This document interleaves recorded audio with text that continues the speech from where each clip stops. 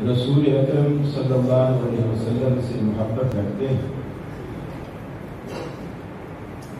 وہ تو 12 مہینے محبت رکھتے ہیں،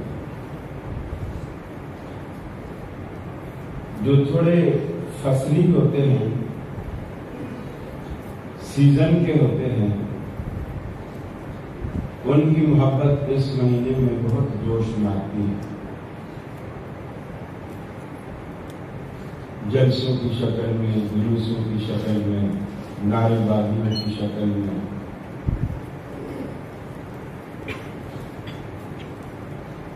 مجھے اچھی طرح یاد ہے ٹی وی پروگرام میں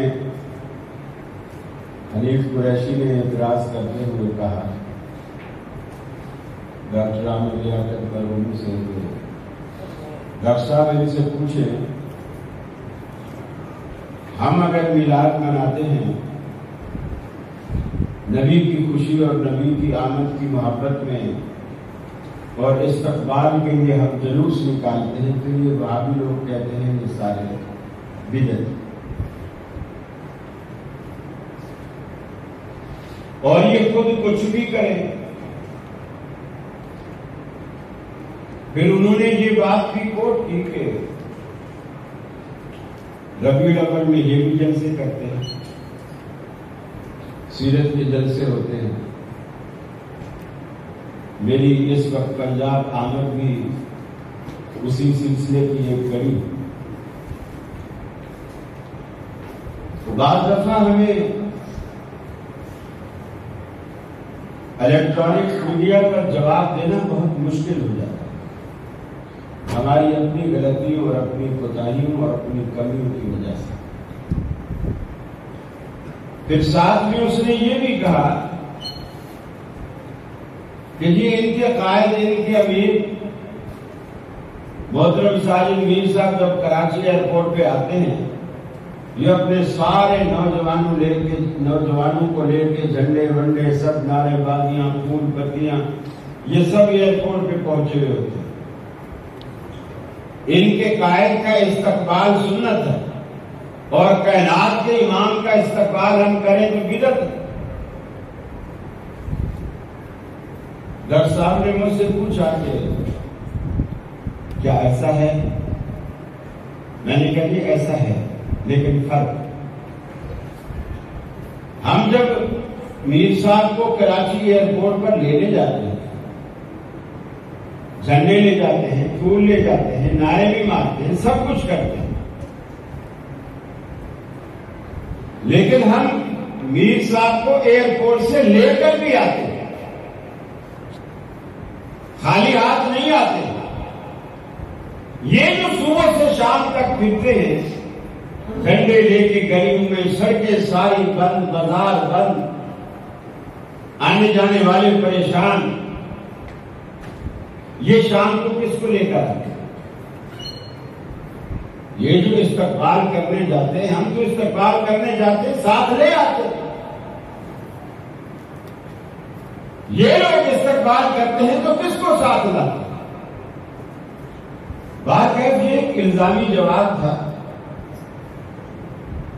لیکن ایسی ہر چیز سے ہمیں اجتناب کرنا چاہیے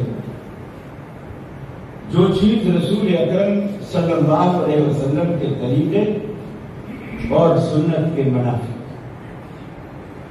جس کی مثال ہمیں صحابہ سے نہیں۔ قرآن پاک کی جو آیت کریمہ سورہ احزاب کی میں نے آپ کے سامنے تلاوت کی، اس میں اللہ رب العالمین یہی بات کہتا ہے۔ دیکھیے، نبی سے ہر کلمہ پڑھنے والے کو پیار ہے، مگر اظہار محبت کا طریقہ الگ ہے۔ وہ ہر مسلک والے کا، ہر جماعت والے کا وہ طریقہ الگ ہے۔ محبت سب کو ہے، اظہار محبت کے طریقے میں اختلاف اور فرق ہے۔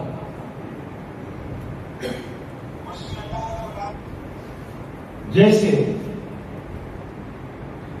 نبی رحمت صلی اللہ علیہ وسلم نے اپنے ولادت والے دن کو یاد رکھا. آپ نہیں بھولی، آپ نے یاد رکھا، لیکن اس طرح یاد نہیں رکھا جس طرح آپ پاک و ہند میں بڑے صغیر میں لوگ یاد رکھتے ہیں. اس طرح نہیں رکھتے. آپ نے ربیع الاول کو یاد نہیں رکھا، 12 تاریخ کو بھی آپ نے یاد نہیں رکھا. آپ نے ولادت والے دن کو یاد رکھا جسے آپ سوموار یا پیر کہتے ہیں یا منڈے کہتے ہیں. اس دن کو آپ نے یاد رکھا. آپ 2 روزے ہر ہفتے رکھا کرتے ہیں. جمعرات کا روزہ بھی رکھتے، پیر کا روزہ بھی رکھتے. صحابہ نے پوچھا یا رسول اللہ صلی اللہ علیہ وسلم، یہ جو آپ پیر جمعرات کا روزہ رکھتے ہیں اس کی کوئی خاص وجہ ہے؟ آپ نے فرمایا ہاں، جمعرات کا جو روزہ ہے وہ میں اس لیے رکھتا ہوں کہ ہمارے پورے ہفتے کی جو ڈائری ہے وہ اللہ رب العالمین کے پاس جاتی ہے. یہ ڈائریوں کا جو نظام ہے نا اللہ کے یہاں بہت کڑا اور بہت سخت. ایک ڈائری وہ ہے جو روزانہ 2 دفعہ اللہ کے پاس آتا ہے، یعنی 2 الگ الگ ڈائری ہیں اور 2 الگ الگ فرشتے لے کر آتے ہیں. ایک فرشتہ فجر کے وقت آتا ہے جو عصر تک آپ کے ساتھ رہتا ہے. فجر سے لے کر عصر تک آپ کی پوری کارگزاری اس کو لکھتا ہے. کس سے جھوٹ بولا، کس کو گالی دی، کس کو دعا دی، کب نماز پڑھی، کب چھوڑی، کاروبار میں کہاں ڈنڈی ماری، کس کو دھوکہ دیا، کس کی رقم دبا لی، کس کے ساتھ نیکی کی، وہ لکھتا ہے فجر سے عصر تک. عصر کے وقت دوسرا فرشتہ آتا ہے، ڈائری بھی دوسری لاتا ہے، اور یہ جو فجر سے آیا ہوا فرشتہ تھا یہ عصر کو چلا گیا. گویا ڈیوٹی تبدیل ہو گئی. دوسرا جو عصر کو فرشتہ آتا ہے وہ مغرب، عشاء اور ساری رات یہ آپ کے ساتھ رہتا ہے، اور پھر یہ فجر کو چلا جاتا ہے. روزانہ 24 گھنٹے میں 2 دفعہ ڈیوٹی تبدیل ہوتی ہے اور 2 ڈائریاں اللہ کے پاس جاتی ہیں روز کی روز، جسے آپ روز نامچہ کہیں، ڈیلی ڈائری کہیں. یہ روز اللہ کے پاس جاتا ہے. اور ایک ڈائری ہے جو ہفتے میں جاتی ہے، اس پہ پورے ہفتے کی کارگزاری. اور ایک ڈائری وہ ہے جو زندگی میں ایک دفعہ جاتی ہے، اور ایک ڈائری وہ ہے جو سال میں جاتی ہے،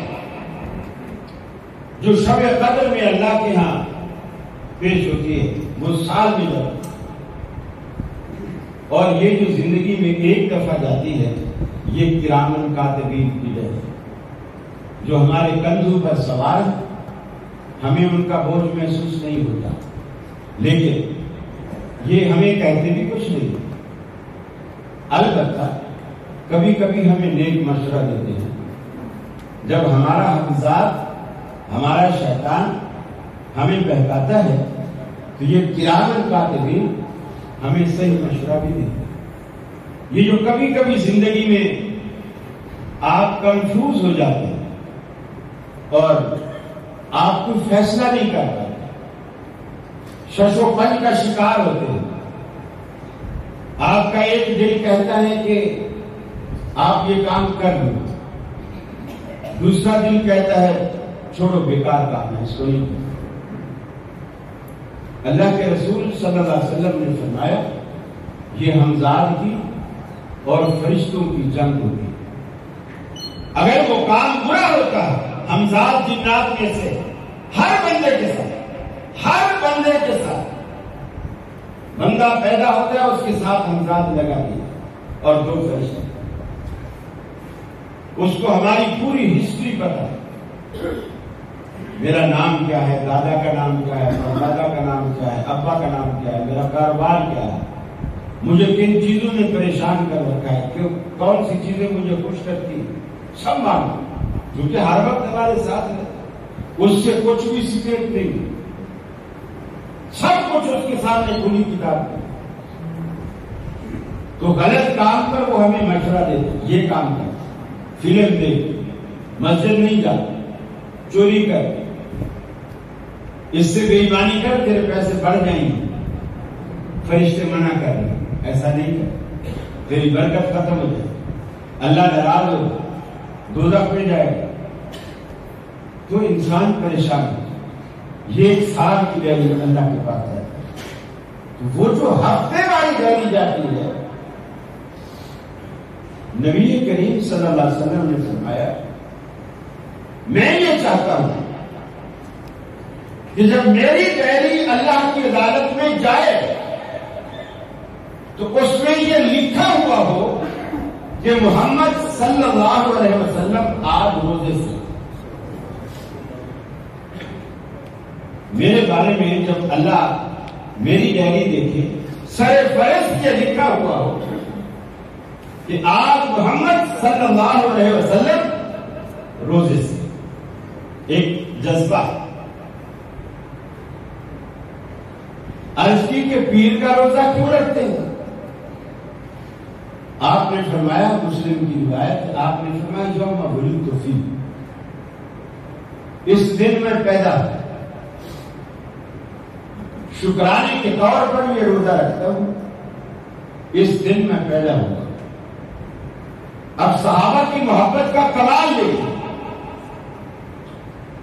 صحابہ کو جب یہ پتا چل گیا کہ پیدائش والے دن شکرانے کے طور پر مسلمان کو روزہ رکھنا چاہیے، تو سارے صحابہ پیر والے دن تو پیدا نہیں ہوئے تھے. کوئی بدھ کو پیدا ہوا تھا، کوئی منگل کو ہوا تھا، کوئی جمعرات یا جمعے کو پیدا ہوا تھا.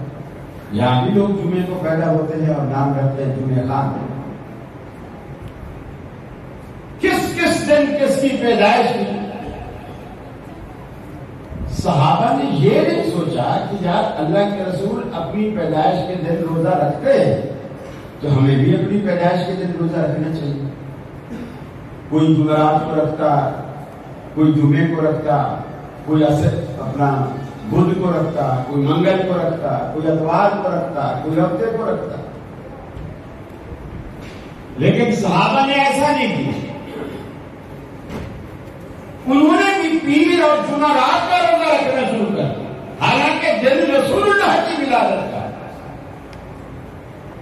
لیکن صحابہ نے جو پیر کا روزہ رکھا وہ اس لیے رکھا کہ ہمارا رسول اس دن روزہ رکھتا ہے. رسول اللہ صلی اللہ علیہ وسلم کی محبت میں انہوں نے ایسا کیا. اب اس سے ایک نکتہ کھلتا ہے، وہ یہ کہ نبی کریم صلی اللہ علیہ وسلم نے تاریخ کو بھی یاد نہیں کیا، نہ اس کو منایا، مہینے کو بھی یاد نہیں رکھا، نہ اس کو منایا. ولادت والے دن کو یاد رکھا اور اس میں روزہ رکھ کر اللہ کا شکر ادا کیا. اب ہمارے یہاں یہ تصور ہے کہ رسول اللہ صلی اللہ علیہ وسلم کی جو پیدائش کا دن ہے اس کا نام ہے عید میلاد النبی. عید میلاد النبی کہ نبی کریم صلی اللہ علیہ وسلم کی ولادت کا دن ہے اور یہ عید کا دن. مسلمانوں کا بچہ جانتا ہے کہ عید والے دن روزہ رکھنا حرام. عید والے دن روزہ رکھنا حرام. نبی کریم نے اپنی ولادت والے دن روزہ رکھ کر یہ بتا دیا پوری امت کو کہ اسے کچھ بھی نام دے لو، کم از کم یہ عید کا دن نہیں. اس لیے کہ عید کے دن اگر یہ عید کا دن ہوتا تو رسول اللہ صلی اللہ علیہ وسلم کبھی روزہ نہ رکھتے. آپ نے روزہ رکھ کر عید کے دن ہونے کی نفی کر. اس میں ناراض ہونے کی کوئی بات نہیں. یہ رسول اللہ صلی اللہ علیہ وسلم کا اپنا ترجمہ. فرمایا یا ایھا الذین آمنوا لا تقدموا بین یدی اللہ ورسولہ. اے ایمان والو، اللہ اور اس کے رسول سے آگے نکلنے کی کوشش مت کرو.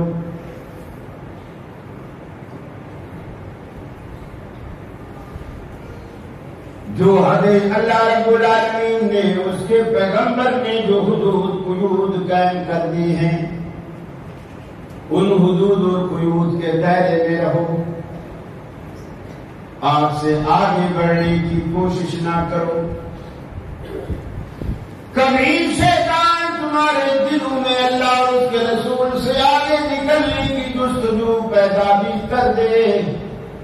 فاتقوا اللہ، اللہ کے ڈر کا سہارا لے کر اس جستجو سے بچنے کی کوشش کرو. اللہ سے ڈرتے رہو، اللہ اور اس کے رسول کی مخالفت نہ کرو. ان اللہ سمیع علیم، بے شک اللہ رب العالمین سننے والا جاننے والا ہے. یا ایھا الذین آمنوا لا ترفعوا اصواتکم فوق صوت النبی. اے ایمان والو، نبی کی آواز سے اپنی آواز کو اونچا مت کرو. نبی کے سامنے دھیما بولا کرو. آج دنیا میں اللہ کا رسول موجود نہیں، لیکن رسول اکرم صلی اللہ علیہ وسلم کے اقوال، افعال، آپ کے فراوی حدیث صحیحہ کی شکل میں دنیا میں موجود ہیں.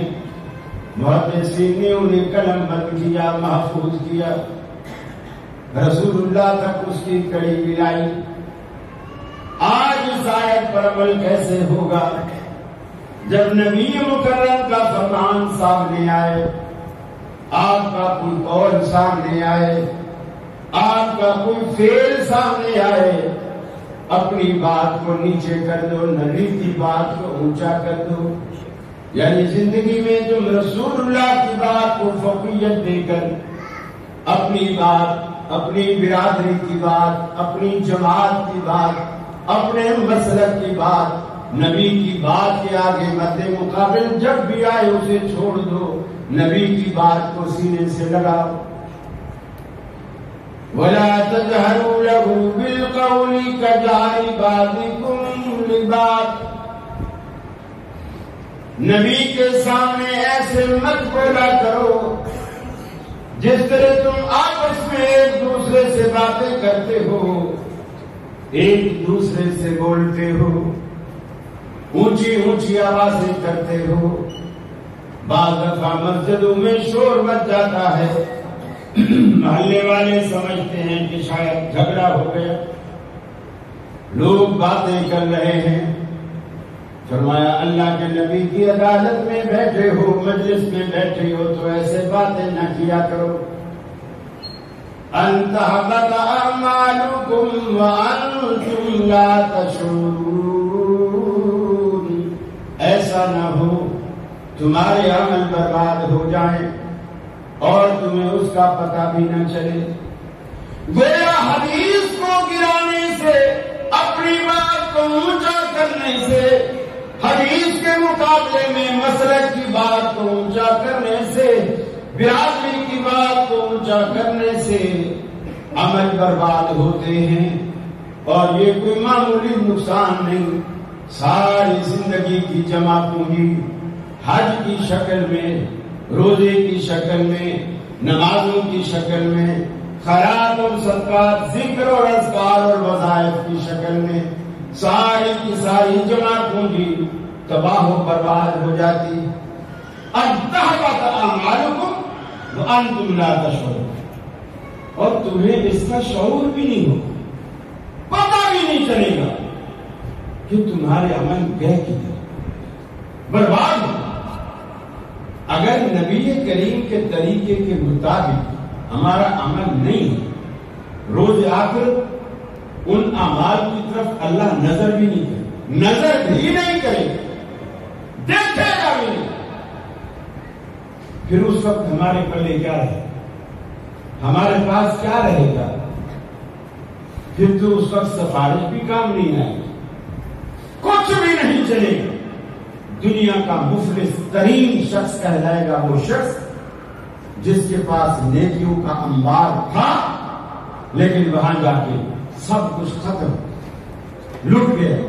اب رشتہ دار, ماں باپ, نانا دادا, چاچو پھوپھا, کوئی بھی کام آنے والا ہے, سب کچھ برباد ہو. دنیا کی مفلسی میں تو اب مختلف علاقوں میں سیلاب آیا ہے, لوگ مدد کو پوچھیں کہ یہ غریبوں کا گھر گر گیا ہے. بلکہ طبیعت بھی ماشاءاللہ پیش رہی ہے. آپ کے پنجاب کے ساتھی بھی ہے, آپ کے سیالکوٹ کے ساتھی بھی ہے, شیخ امین صاحب بھی سندھ میں تشریف لائے, شیخ فیصل صاحب بھی لائے, دیگر احباب بھی مختلف علاقوں کی طرف جہاں جہاں بھی سیلاب آیا ساتھی آتے رہے. اس لیے یار بیچارے مفلس ہو گئے, ان کے گھر گر گئے, ان کے کاروبار ختم ہو گئے, ان کی فصلیں ڈوب گئی, یہ بالکل فٹ پاتھ پر آ گئے. اب ان کے پاس نہ کھانے کو ہے نہ پینے کو ہے, تو لوگ مدد کر دیں. لیکن آخرت میں جو شخص مفلس ہوگا اس کی کوئی مدد بھی تو نہیں کرے گا. اس سے بڑا مفلس اور کون ہوگا کہ سب کچھ لٹ جائے اور مدد بھی کوئی نہ کرے.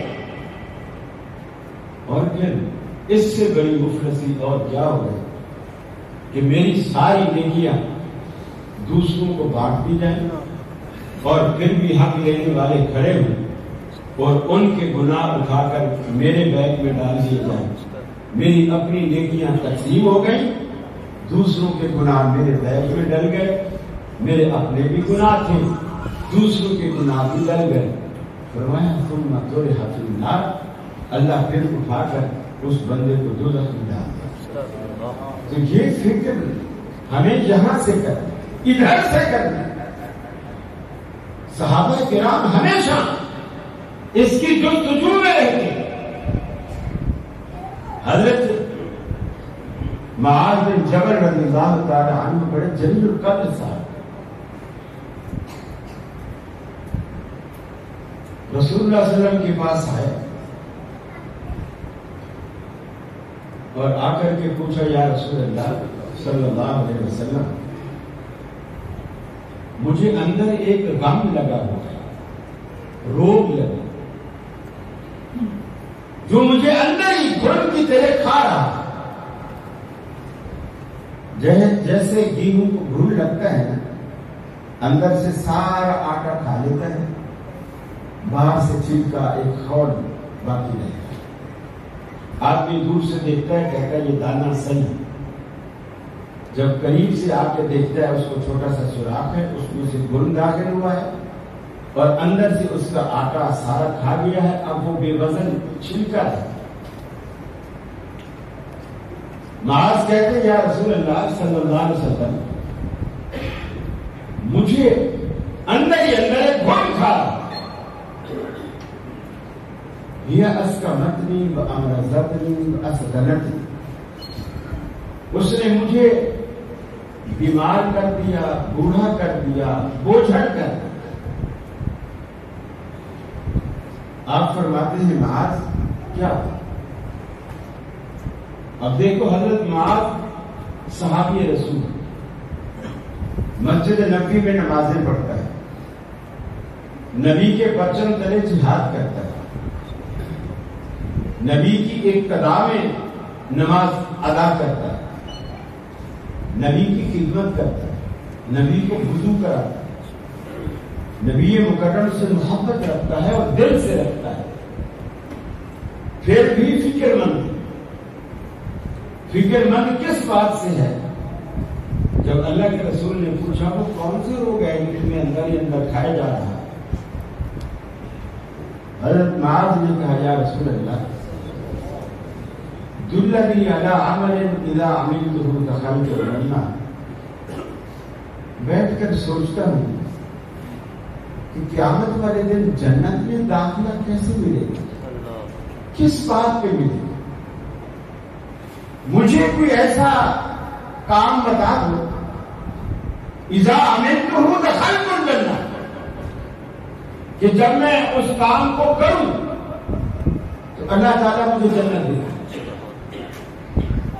حالانکہ وہ سنت کے مطابق سارے کام کرتا ہے، نماز کی سنت کے مطابق پڑھتا ہے، ہاتھ سینے پر باندھتا ہے، رفع الیدین کرتا ہے، آمین اونچی کہتا ہے، امام کے پیچھے فاتحہ پڑھتا ہے، پھر بھی پریشان ہے جنت میں داخلہ کیسے ملے گا. یہ جو ہم نے چند چیزیں اپنا کر بے فکری جو ساتھ لی ہے نا کہ اب ہمیں کسی چیز کی فکر نہیں، یہ ہماری بھول ہے، یہ ہماری غلطی ہے. بے شک یہ ساری چیزیں اللہ کو محبوب ہیں، لیکن اگر بے فکری آ گئی ہے تو یہ قابل تشویش ہے. فکر مند ہونا چاہیے، فکر مند رہنا چاہیے. آپ الحمدللہ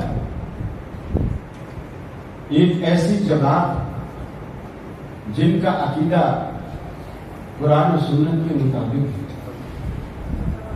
دعویٰ بھی قرآن و سنت کے مطابق ہے، لیکن اس دعوی کو ثابت کرنے کے لیے ہمیں دلائل کی طرف جانا تو چاہیے. دلائل تو ہر کوئی دیتا ہے، جھوٹے بھی دیتا ہے، سچے بھی دیتا ہے. یوسف علیہ السلام کے بھائیوں نے جب یوسف کو کنویں میں ڈالا تھا دعویٰ کیا تھا کہ یوسف کو بھیڑیا کھا گیا. ایمانداری سے بتائیے دعویٰ سچا تھا یا جھوٹا تھا؟ جھوٹا تھا.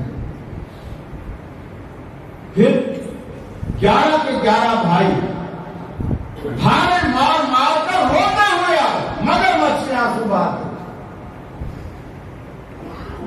اس رونے کو انہوں نے بطور ثبوت کے پیش کیا کہ ابا یہ نہ سمجھے کہ ہم کوئی اپنی طرف سے کہہ رہے ہیں دیکھو 11 بھائی رو رہے ہیں سارے مار مار تو آخر سچ ہی ہوگا. کوئی ڈرامہ بھی کرے گا تو ایک آدھ دو جنے کر لیں گے، سارے 11 کے 11 تو ڈرامہ نہیں کرے گا. لیکن پتا چلا کہ 11 کے 11 ڈرامہ کر رہے ہیں. اب اس سے یہ بھی ظاہر ہوا کہ یہ جو لوگ کہتے ہیں نا کہ میاں تم ہو کتنے، شہر میں تمہاری کتنی مسجدیں ہیں، کتنے مدرسے ہیں، ہماری تعداد دیکھو، ہماری مسجدیں گنو، اپنی مسجدیں گنو، تم ہو کتنے. تو یہ معیار نہیں ہے کہ اگر ایک طرف زیادہ ہوں تو وہ حق پر ہے. ایک طرف اکیلے یعقوب ہے اور دوسری طرف 11 بھائی، ان کو چھٹلانے والے اکیلے، اور یہ کہنے والے کہ یوسف کو بھیڑیا کھا گیا 11. نبی کریم صلی اللہ علیہ وسلم پھر دوسری بات، دوسری دلیل کیا تھی؟ یوسف کے کرتے کو خون لگا کر وہ بھی پیش کر دیا. اب حضرت یعقوب علیہ السلام کوئی اندھے مقلد نہیں تھے.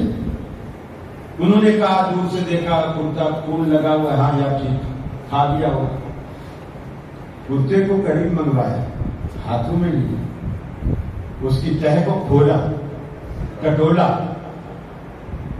دیکھا یار قمیض تو کہیں بھی بھیڑیے کا ایک ناخن بھی نہیں لگا ہوا. ایسا لگتا ہے کوئی آکسفورڈ کا پڑھا لکھا بھیڑیا تھا جس نے پہلے قمیض اتاری، پھر یوسف کو کھانا شروع کیا، پھر اس کے خون کے چھینٹے قمیض پہ ڈالتا رہا. یہ تحقیق تحقیق تکلیف کی ضد ہے، کثرت معیار نہیں ہے۔ نبی کریم کی مسجد میں، مسجد نبوی میں حضرت عمر آئے، مسجد ایسے بھری پڑی ہے جیسے آپ بیٹھے ہیں اور مسجد بھری بھی ہے آپ لوگوں سے، سارے پریشان بیٹھے۔ حضرت عمر نے آ کر پوچھا کیا بات، کیوں سارے سر جھکائے غمگین بیٹھے ہو؟ کسی نے کہا عمر کہ آپ کو معلوم نہیں؟ کہا نہیں۔ بولے رسول اللہ صلی اللہ علیہ وسلم نے ساری بیویوں کو طلاق دے دی۔ رسول اللہ صلی اللہ علیہ وسلم نے اپنی ساری بیویوں کو طلاق دی۔ اب حضرت عمر کو دیکھو، یہ نہیں کہا کہ بھی اچھا طلاق دے دیا، اس میں تو میری بیٹی بھی شامل ہے، حضرت حفصہ رسول اللہ صلی اللہ علیہ وسلم کی گھر والی، صدیق اکبر کی بیٹی بھی شامل ہے، حضرت عائشہ رسول اللہ صلی اللہ علیہ وسلم کی لاڈلی اور پیاری گھر والی، آپ نے زندگی کے آخری ایام بھی ان کے ساتھ انہی کے گھر میں بتانا پسند کیا۔ حضرت عمر یہ نہیں سوچا کہ بھی چلو تم بیٹھے رو رہے ہو غمگین ہو، میں بھی تمہارے ساتھ بیٹھ جاتا ہوں چونکہ سے میری بیٹی بھی شامل۔ کہا نہیں، میں رسول اللہ صلی اللہ علیہ وسلم سے اس کی تصدیق کروں۔ ساری مسجد کہہ رہی ہے کہ اللہ کے رسول نے طلاق دے دی ساری بیویوں کو۔ حضرت عمر کہتے ہیں میں نہیں مانتا، میں رسول اللہ سے اس کی تصدیق کروں۔ یہ ہے تحقیق۔ رسول اللہ صلی اللہ علیہ وسلم کے پاس دستک دی دروازے، باہر بلال، آپ نے بلال سے کہا رسول اللہ صلی اللہ علیہ وسلم سے کہو عمر آیا ہے، شرف باریابی کا طلبگار ہے، آپ سے ملنا چاہتے۔ بلال گئے، اللہ کے رسول کا جواب لے کر آیا، عمر آپ نے منع فرما دیا کہ ابھی آپ نہیں مل سکتے، ابھی چلے جائیں پھر کسی وقت آئے۔ حضرت عمر سمجھ گئے کہ رسول اللہ صلی اللہ علیہ وسلم نے یہ سمجھا ہوگا کہ میری بیوی حفصہ، میری بیٹی حفصہ چونکہ رسول اللہ صلی اللہ علیہ وسلم کے نکاح میں ہے، آپ نے یہ سمجھا ہوگا کہ میں شاید اپنی بیٹی کی سفارش لے کر آیا ہوں۔ تو حضرت عمر نے وہیں دروازے پر کھڑے تھے، حضرت بلال کو مخاطب کر کے بظاہر بلال کو مخاطب کیا، اور حقیقتاً رسول اللہ کو وہ میسج دینا تھا جو وہ دینا چاہتے تھے۔ آواز کو اونچا کر لیا اور بلال سے کہا بلال رسول اللہ صلی اللہ علیہ وسلم سے جا کر کے کہو اگر وہ یہ سمجھے بیٹھے ہیں کہ میں اپنی بیٹی کی سفارش لے کر آیا ہوں تو اللہ کی قسم انہیں جا کر کے بتاؤ عمر پوچھ رہا ہے، اگر آپ حکم کریں تو میں اپنی بیٹی کا سر قلم کر کے آپ کے قدموں میں ڈال دوں۔ میں سفارش کے لیے نہیں آیا، ابھی آپ نے ایسا کہا اور نبی مکرم نے بلال سے کہا بلا۔ حضرت عمر اندر تشریف لے گئے، سلام دعا کے بعد پہلا سوال ہی یہی کہ اللہ کے رسول کیا آپ نے اپنی بیویوں کو طلاق دے دی؟ آپ نے فرمایا نہیں، میں نے طلاق نہیں دی، میں نے ایلا کی۔ ایلا کہتے ہیں ایک بیوی یا دو بیوی یا جتنی بھی بیویاں ہیں ان کی کسی بات پہ ناراض ہو جائے خاندان، چھوڑنا تو نہ چاہے، طلاق نہ دینا چاہے، لیکن ناراضگی کا اظہار اور احتجاج اس شکل میں نکال کر آئے کہ میں اتنے عرصے تک آپ لوگوں کے پاس نہیں آؤں گا۔ اس کی زیادہ سے زیادہ مدت 4 مہینے ہے، زیادہ سے زیادہ مدت 4 مہینے ہے، اس سے زیادہ وہ ایلا نہیں کر سکتا کہ میں 4 مہینے تک، اس سے کم ہو سکتا ہے، 4 سے زیادہ نہیں ہو سکتا۔ حضرت عمر نے کہا یا رسول اللہ مسجد میں تو سارے لوگ یہی سمجھ کے بیٹھے ہوئے کہ آپ کے بیوی کو طلاق دے دیں، اگر اجازت ہو تو میں مسجد میں لوگوں کی غلط فہمی دور کر دو، فرمایا کر دو۔ اب وہ واپس مسجد میں لوگوں سے کہا کہ لوگوں جو کچھ تم سوچ کے بیٹھے ہو یہ سارا غلط، میں ابھی رسول اللہ صلی اللہ علیہ وسلم سے پوچھ کے آ رہا ہوں، آپ نے طلاق نہیں دی ہے، آپ نے ہلا کیا۔ اب مسجد نبی بھری پڑی ہے، عام لوگوں سے نہیں صحابہ سے۔ لیکن مجھے بتائیے ان سب کی بات صحیح تھی یا اکیلے عمر کی بات صحیح؟ کس کی بات صحیح؟ ظاہر بات اکیلے عمر کی بات صحیح، اکثریت یہاں بھی غلط۔ تو یہ معیار اللہ نے کبھی رکھا ہی نہیں۔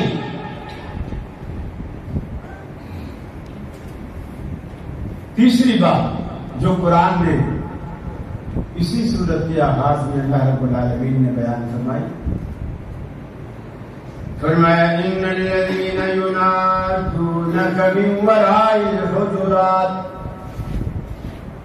اکثرهم لا یعقلون۔ جو لوگ آپ کو آپ کے حجرے رہائش گاہ کی دیوار کے پیچھے سے آپ کو آوازیں دیتے ہیں، مدینے میں ہیں، آپ بھی مدینے میں، آپ کا حجرہ مبارک بھی مدینے میں، گلی بھی مدینے کی، پکارنے والا بھی مدینے میں، بیچ میں دیوار کا فاصلہ، اس فاصلے پہ کھڑے ہو کر جو نبی کو پکارے آواز دے، اللہ کا قرآن کہتا ہے اکثرهم لا یعقلون، ان لوگوں کی اکثریت عقل سے پیدل ہے، عقل سے آری ہے، بے وقوف لوگ ہیں۔ مجھے بتلائیے نبی کے شہر میں، مدینے میں، نبی کے حجرے کے بعد اگر کوئی نبی کو پکارے تو اللہ کی نظر میں پاگل اور عقل سے آری کہلائے، اور اگر ملک بھی دوسرا ہو، شہر بھی دوسرا ہو، صوبہ بھی دوسرا ہو، علاقہ بھی دوسرا ہو، بندہ بھی مدینے سے باہر ہو، پھر وہ سیالکوٹ سے، لاہور سے، گجرانوالہ یا کراچی سے یہاں سے نبی کو آوازیں دے تو اللہ کی نظر میں وہ عقل مند کیسے ہو سکتا ہے؟ اللہ رب العالمین نے اس کو اللہ کے رسول کے ادب اور احترام کے منافی قرار دیا۔ کوئی آپ کو باہر سے آوازیں دے، پکارے، آج لوگ اسپیکر کھول کھول کر اسپیکروں میں آوازیں لگاتے ہیں، یا رسول اللہ کے نعرے اور صدائیں بلند کرتے ہیں۔ قرآن کے فتوے کے مطابق یہ سارے کے سارے پاگل ہیں۔ اکثرهم لا یعقلون، ان کی اکثریت عقل سے آئی ہے، یہ عقل سے کام نہیں لیتے، عقل کے بغیر ہیں۔ لوگوں کی باتوں میں مت آئیے، لوگوں کے دھوکے میں مت آئیے۔ جب بھی ضرورت پڑے، جب بھی ضرورت پڑے اسی کو پکاریے، وہ آپ کی دعاؤں کو، آپ کی پکاروں کو سنتا اور قبول کرتا ہے۔ بلکہ وہ تو یہ کہتا ہے اللہ یسأل اللہ یتبع، جو بندہ مجھ سے نہیں مانگتا اللہ رب العالمین اس سے ناراض ہو جاتا ہے۔ بندوں سے مانگو تو بندے ناراض ہو جاتے ہیں، اللہ سے نہ مانگو تو اللہ ناراض ہوتا ہے۔ اللہ کہتا ہے میرے بندے تیری جو بھی ضرورت ہے، تیرا جو بھی دکھڑا ہے، تیری جو بھی حاجت ہے، میرے سامنے پیش کیا کر۔ ہم خواہ گرے کرتے ہیں کہ رب العالمین ہم گناہگاروں کی سنتا نہیں، ہم گناہگار لوگ ہیں، رب العالمین سنتا نہیں۔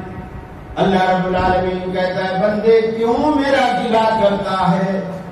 میرے دروازے پر ایک مرتبہ آ کے تو دیکھ، ایک مرتبہ میرے دروازے پر آ کے تو دیکھ، طلب کا دامن پھیلا کے تو دیکھ، اپنا دست سوال اٹھا کے تو دیکھ، ندامت کے دو اشک بہا کے تو دیکھ، اپنا دکھڑا مجھے سنا کے تو دیکھ۔ میرے لطف و کرم کو آزما کے تو دیکھ، اے میرے بندے تیرے آنے میں دیر ہو سکتی ہے، میرے راضی ہونے میں ہرگز دیر نہ ہوگی۔ قال ربكم ادعوني استجب لكم، تمہارا داتا پالنہار تمہیں کہتا ہے میرے بندو مجھے پکارا کرو، میں تمہاری دعاؤں کو قبول کرتا ہوں۔ اللہ بار بار کہتا ہے، قرآن بھرا پڑا ہے۔ اب یہ جو سیرت منائی جا رہی ہے، سیرت کا پہلا چیپٹر ہی توحید ہے، سیرت کا پہلا چیپٹر ہی توحید ہے۔ آپ نے اپنی تبلیغ، اپنی دعوت کا آغاز توحید سے کیا۔ لوگوں تمہارا رب ایک، جن کو تم مانتے ہو یہ جھوٹے، صرف اللہ سچا ہے، باقی سارے معبودان باتیں، وہی عبادت کے لائق، وہی سجدے کے لائق، وہی پوجا جانے کے لائق، وہی اس لائق ہے کہ اس کے آگے آپ ہاتھ اٹھا کر بیٹھے۔ یہ ایک الگ بات ہے کہ وہابیوں میں ہاتھ اٹھانے کا رواج ہی ختم، سچی بات۔ اللہ کے آگے وہابیوں کبھی کبھی اللہ کے آگے بیٹھ کے، مسجد میں کوئی آپ پہ فتویٰ لگاتا ہے نا، آپ گھر میں بیٹھ کے اللہ کے آگے رو کے مانگا کر، ہاتھ اٹھا کر مانگا کر، بھکاری بن کر اللہ سے مانگا کر۔ اللہ کے آگے کوئی بندہ اپنے آپ کو جتنا بڑا بھکاری بناتا ہے، اللہ اس کو اتنا زیادہ اونچا دیتا ہے، اتنی زیادہ عزت دیتا، اتنا زیادہ بتا۔ دعا سے انحراف نہ کیجیے، دعا سے تو مسلمان کی زندگی کی عبارت ہے۔ دعا تو سلاح المومن، مومن کا ہتھیار ہے، اور دعا مخ العبادہ، دعا تو عبادت کا گودا ہے، مغز، اور دعا هو العبادہ، دعا ہی تو اصل عبادت ہے، اور ہم اسی سے انکاری ہیں۔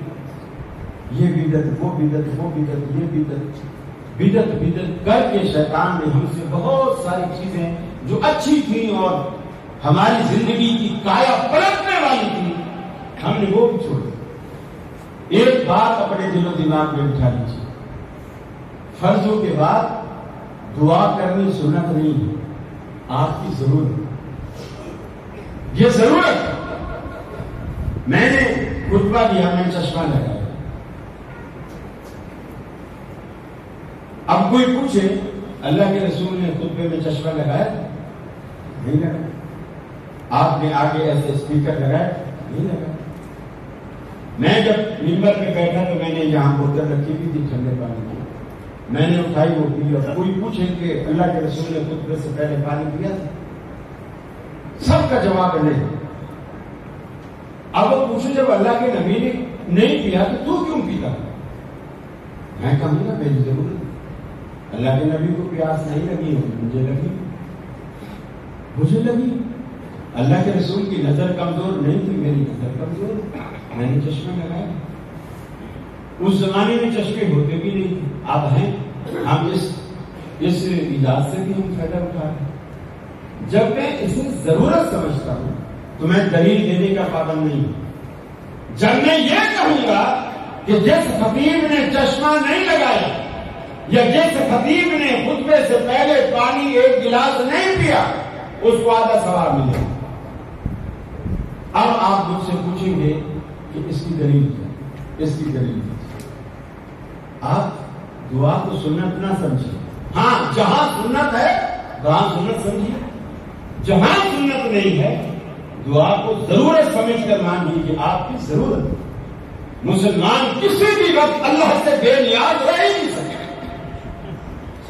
وقت بھی کافی ہو گیا ہے، لیکن میں نے ذہن میں ایک حدیث بٹھائی ہوئی تھی کہ جب مسجد پوری بھر جائے گی تب سناؤں گا۔ میں جب مسجد میں داخل ہوا 2 یا 2.5 صفحے تھی، وہ بھی کھلے کھلے لوگ بیٹھے ہوئے تھے، اور اب حال بھی بھرا ہوا ہے، برآمدہ بھی بھرا۔ نبی کریم صلی اللہ علیہ وسلم نے فرمایا جمعے والے دن 2 فرشتے آتے ہیں، گیٹ کے اوپر مسجد کا جو بھی گیٹ وہاں کھڑے ہوتے ہیں، ان کے ہاتھ میں ایک رجسٹر ہوتا ہے، ایک قلم ہوتا ہے، جو بندے آتے جاتے ہیں اس کو لکھتے جاتے ہیں۔ پھر جب خطیب ممبر پہ بیٹھتا ہے اور مؤذن اذان دیتا ہے، وہ فوراً اپنا رجسٹر قلم بند کرتے ہیں اور مسجد میں صف میں جہاں ان کو جگہ ملتی ہے آ کے بیٹھ جاتے ہیں۔ پھر اس کے بعد جو لوگ آتے ہیں اس رجسٹر میں ان کا نام نہیں ہوتا۔ یہ رجسٹر گویا حاضری کا رجسٹر ہے، جیسے اسکولوں میں ہوتا ہے نا، 8:15 بجے حاضری ہوگی، اسمبلی ہوگی، حاضری ہوگی۔ آپ بچے کو اپنی گاڑی پر روز چھوڑ کے آتے ہیں لیکن 8 بجے چھوڑتے ہیں، حاضری ہوتی ہے 7:45 بجے، آپ 8 بجے چھوڑتے ہیں۔ سال بعد ہیڈ ماسٹر نے، پرنسپل نے آپ کو فون کیا کہ آپ کے بچے کا ایگزام نہیں ہوگا۔ کیوں نہیں ہوگا؟ حاضریاں ہمارے جو اسکول کا رول ہے اس کے مطابق حاضریاں کم ہیں۔ کیسے حاضری کم؟